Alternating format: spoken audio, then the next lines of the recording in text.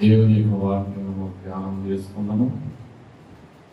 మోసేసు ఉపవాస ప్రార్థన కూటములలో 8వ దినము ఈరోజు వాక్యం చదువుకుంటాం. 8వ అధ్యాయంలో నుండి 3వ వచనం. ఏటిలోని కప్పలు విస్తారముగా పుట్టును, అవి నీ ఇంట నీ పడక గదిలోనికి నీ మంచము మీదకి నీ సేవకుల ఇండ్లలోనికి నీ గదుల మీదకి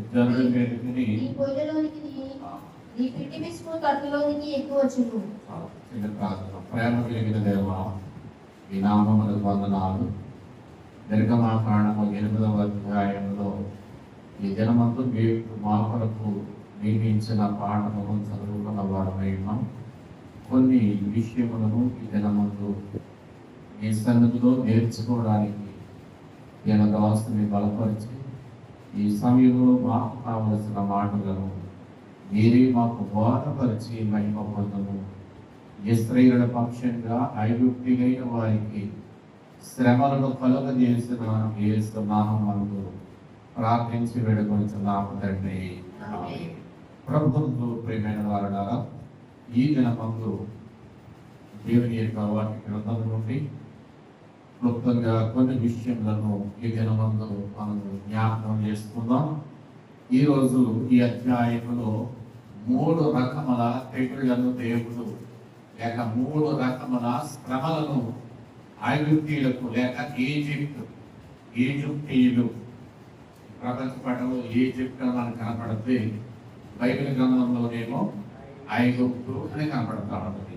అయితే ఈ ఐగుప్తీయులైన వారు ఎలాంటి వారు అంటే విగ్రహారాధికులు. అయితే ప్రభువుతో ప్రియమైన వారులారా, వీరి యొక్క జీవితంలో మనం ఆలోచన చేసుకున్నప్పుడు దేవుడు మొదటిగా కప్పల అనే తెగులు ఎందుకు రప్పించాడు? కప్పల ద్వారా ఒక విధమైన శ్రమ వారికి ఎందుకు పెడతా ఉన్నాడు అంటే, వారు ఐగుప్తీయులైన వారు ఏం చేస్తూ ఉంటారంటే, హెకెట్ అనే ఒక పదం మనకు కనపడుతుంది. హెకెట్ అనే ఒక దేవతను వారు ఆరాధిస్తూ ఉంటారట. హెకెట్ అనే ఒక దేవత వాళ్ళు ఆరాధిస్తూ ఉంటే ఆ దేవత యొక్క రూపమేమో కప్పలా ఉంటుందట. దేవుడు మొదటగా ఎందుకు ఈ కప్పల వారి మీదకి పంపిస్తున్నాడంటే, నీవు ఆరాధించేది నేనేం చేయలేదు అని చెప్పడానికి, హెచ్చరిక చేయడానికి. అందుచేత కప్ప రూపంలో ఉన్నటువంటి ఆ దేవతను వారు ఏం చేసేవారంటే పూజించేవారు. ఈ కప్పలు పూజించడం ఏంటి అంటే వారి యొక్క ఆచారం, ఇక అలవాటు అనుకోవచ్చు. వారి పూర్వీకుల నుంచి కూడా హెకెట్ అనే ఆ కప్ప రూపంలో ఉన్నటువంటి ఆ దేవతను వారు ఏం చేస్తున్నారంటే పూజించేవారు. అందుచేత ఈ ఆడకప్ప అన్నమాట అక్కడ రాయబడింది ఏంటంటే, ఆ దేవత వారికి సృష్టి అంతటికి సంతానోత్పత్తి కలిగిస్తుందని వారి భావన. అంటే ఈ దేవత ద్వారే మాకు పిల్లలు అని చెప్పడం. అందుచేత వారు పూజించేవారు. అందుచేత దేవుడు ఏ యొక్క ఆలోచనతో వారు పూజలు చేస్తున్నారో అది వారికి శాపంగా మార్చివేశాడు. అంతేకాకుండా ఆ ఏటిలో నుండి కప్పలు విస్తారంగా పుట్టును. అప్పటికప్పుడు కప్పలు పుట్టుట, పెరుగుట, ఎగిరి వచ్చుట. ఎగిరి ఎక్కడి వరకు వచ్చాయి? రాజు గృహంలోనికి, మంచం మీదకి, వంట వండుకునే వంట గదిలోకి, పిండి తీసుకుని తొట్టెలోనికి. మనం ఇక్కడేమో రైస్ వాడతాం, అక్కడ వాళ్ళేమో గోధుమ పిండి వాడుతూ ఉంటారు. అందుచేత పిండి తీసుకెళ్ళి తొట్టె నిండా కప్పలు ఉంటే ఎవరైనా వంట చేస్తారా? ఒక కప్ప ఉంటే మనకి కష్టంగా ఉంటుంది. ఏదో ఒక కప్ప ఎదురవుతుంది, కంగారు వచ్చేస్తుంది, ఎక్కడికి బాబు. ఇక్కడ చూడండి, కప్పలు విస్తారంగా పుట్టాయి. ఆ పుట్టిన కప్పలన్నీ రాజుగారి ఇల్లు వదలలేదు, ఆయన దగ్గర పనిచేసే పనివారి ఇళ్ళను కూడా విడిచిపెట్టలేదు. అవి ఏమైంది అంటే, ఐగుప్తు దేశమంతటిలో గోషేను ప్రాంతము తప్ప, అంటే ఇశ్రాయేలు ఉన్న ప్రాంతం తప్ప దేశమంతా ఎక్కడ చూసినా కప్పల చేత నింపబడిను. భూమి కప్పల చేత నింపబడిను. అయితే ఈ కప్పలన్నిటిని బట్టి వారు విసుగు చెందారు. ఇప్పుడు మోషే అహరోను త్వరగా పిలిపించాడు రాజు అని పట్టుకోదామంటే పట్టుకోవడం ఆ యొక్క పడక గది మీద, పడక గదిలోను వంట గదిలోను ఏమున్నాయంటే కప్పల చేత దేవుడు నింపివేశాడు. ఇప్పుడు అలా యెహోవాను వేడుకోగానే మోషే అహరోనులైన వారు దేవుని వేడుకోగా ఎక్కడ కప్పలు అక్కడ చచ్చిపోయాయి. చనిపోతే అవి కుప్పలు కుప్పలుగా పెట్టారు. భూమి కంపు కొట్టాను. ఏం చేసిందంటే ఆ దేశమంతా దుర్వాసన కంపు కొట్టాను. కొంచెం మనం ఆలోచన చేస్తామంటే పల్లెటూరు కొంచెం దుర్వాసన తప్పుతానండి. ఇక్కడ టౌన్ ఎవరు ఉన్నారా? పల్లెటూరుకి టౌన్కి తేడా ఏంటంటే టౌన్ లో కొంచెం డ్రైనేజ్ ప్రాబ్లం బాగా ఎక్కువ ఉంటుంది. మీరు ఎప్పుడైనా గమనించండి, టౌన్ లో దుర్వాసన ఎక్కువ ఉంటుంది.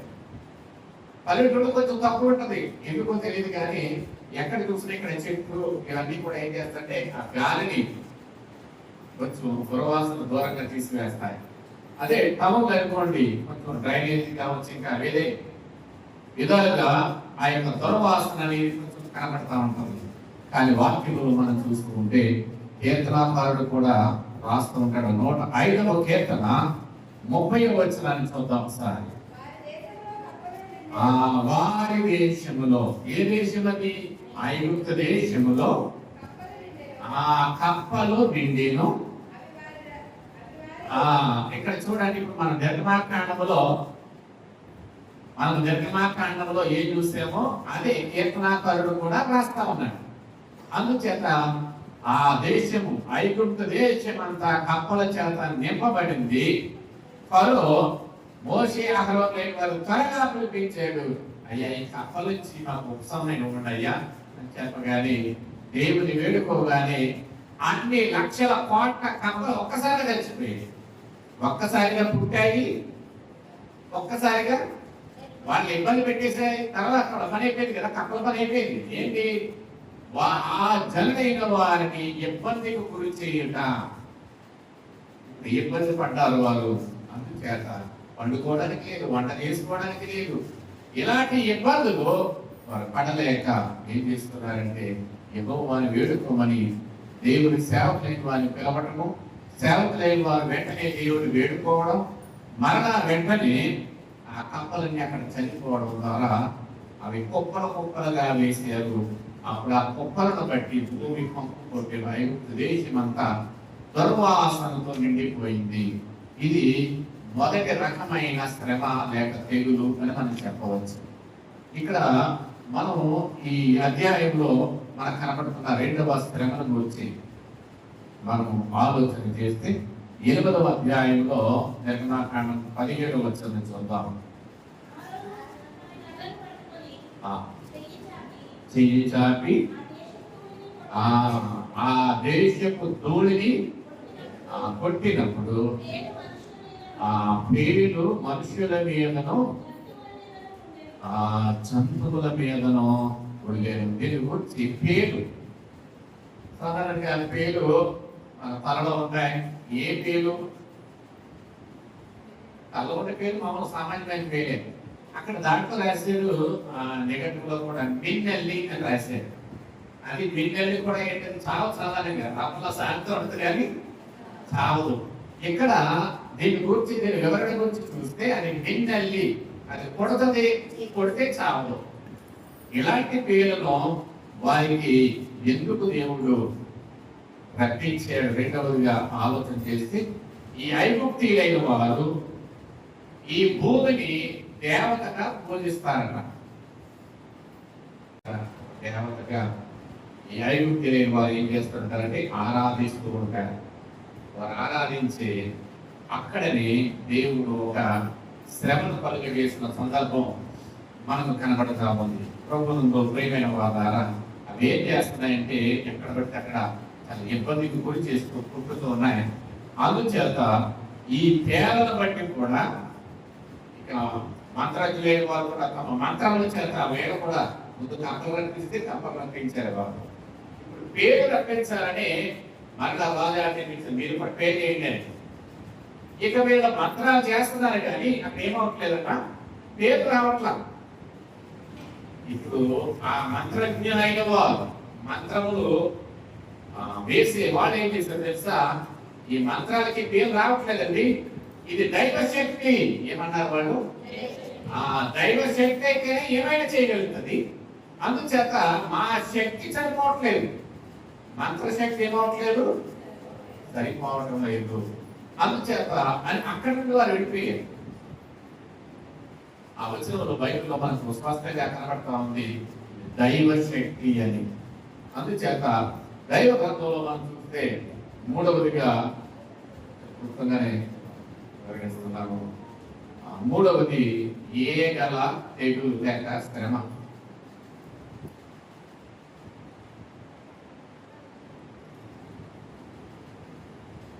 ఏ గల నీవు నా ప్రజలను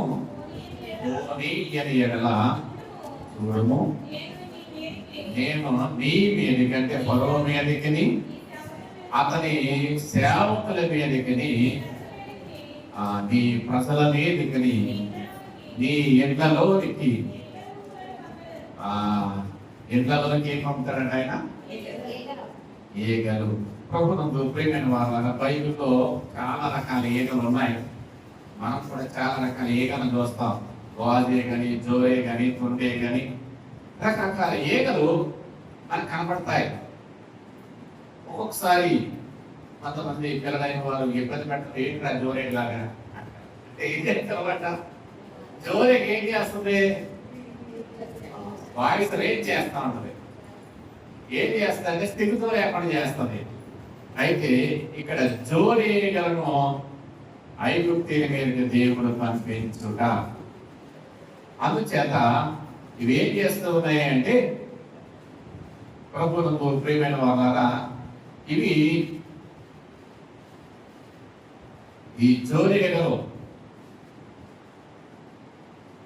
ఐగుప్తులైన వారు పవిత్రంగా భావిస్తారంటే ఏం చేస్తారు? పవిత్రంగా భావిస్తారు. వీటిని ఎలా పూజిస్తారంటే సూర్య భగవానుడు అన్నాయి, అంటే సూర్యుడు కూడా ఒక దేవుడుగా వాళ్ళు పూజిస్తారు అని ఈ వాక్యములో మనకు వారికి ఆధారం మనకు కనపడుతుంది. దాని రూపం ఎలా ఉందంటే ఖిత్రి అని ఒక్కొక్కలో ఖిత్రి అనే ఒక దేవత రూపంలో అది ఉన్నదని వారు పూజించేవారు. అందుచేత వారి యొక్క ఆలోచన విధానానికి తగ్గట్టుగానే ఏం చేస్తున్నాడు దేవుడు? ఏం చేస్తున్నాడు? ఆ యొక్క శ్రమలైనవి వారి మీదకి పంపించిన సందర్భం మనం చూడవచ్చు. అయితే కీర్తనాకారుడు 78వ కీర్తన 45వ వచనంలో మనం చూస్తే ఆయన వారి మీదకి జోరీగలను గుంపుగా విడిచెను. ఇక్కడ వ్రాయబడింది. ఇక్కడ ఏమో నిర్మాకాండంలో ఈగలు అన్నారు. ఈ కీర్తనాకారుడు ఏమంటున్నాడు? జోరీగలు. ఈ జోరీగలు శత్రువైన వారి మీదకి ఇశ్రాయేలు యొక్క ప్రయాణంలో కూడా దేవుడు పంపించారు. జోరీగలు ఏం చేశారంటే శత్రువులను ఏం చేశారు? భయపెట్టాయి. ఈగల ద్వారా కూడా దేవుడు ఏం చేశాడంటే తన ప్రజలకు జయాన్ని ఇచ్చేది. ఇక్కడ ఐగుప్తులైన వారు కూడా దేవుని యొక్క శక్తి తెలుసుకోవడం కొరకు దేవుడు తన ప్రజల పక్షాల నుండి ఏం చేశాడు అంటే ఇక్కడ కార్యం చేశాడు. ఐగుప్తులకు శ్రమను రప్పించాడు. ఇశ్రాయేలీయులైన వారికి సౌఖ్యం ఉన్నది.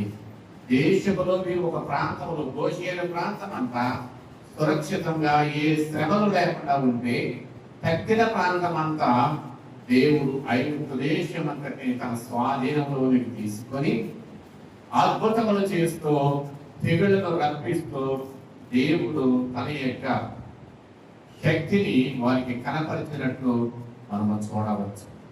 ఇక్కడ ఈ కప్పల ద్వారా భూమి కంపు కొట్టింది. ఈ పేరు ద్వారా వారి శరీరం మీద దురదలు వచ్చాయట. పేరు ద్వారా ఏమొచ్చే వాడికి? దురదలు. శరీరం అంతా దురదలు దద్దులు వచ్చాయి. ఇక మూడవదిగా చూస్తే ఈ జోరేగలు విసుగు పుట్టించే జోరేగలు అన్నాడు. ఏంటని విసుగు పుట్టించేస్తారు. అందుచేత వారు విసుగుపోతా ఉన్నారు. ఈ యొక్క దేవుడు వారి దేశం మీదకి రప్పించే శ్రమలను బట్టి. అయితే ఆ ఎందుకు వచ్చిందంటే వారు చేసిన పనులను బట్టి వారు కూడా విసుగుదల చెందారు. ప్రాణాలు విసిగిపోయాయి. ఎవరికి? ఇశ్రాయేలుకి ఏ ప్రాణాలైతే విసుగుపోయాయో అదే ప్రాణ విసుగు ఎలా ఉంటుందో ఇశ్రాయేలుకు దేవుడు చూపించాడు. ఎట్టి మాటలకి మన వినికిడిలో భద్రపరచులో గాక. కృప కలిగిన మా దేవ మీ నామమును వందనాలు. ఈ దినమందు నిర్గమకాండం 8వ అధ్యాయంలోని వాక్యములను ధ్యానించడానికి ఇచ్చిన అవకాశాన్ని బట్టి వందనాలు. నిన్న వాక్యము ఆ యొక్క హృదయాల్లో భద్రపరచు యేసు వారి మహిమ కలిగిన నామములో ప్రార్థించి వేడుకొంచున్నాను తండ్రి.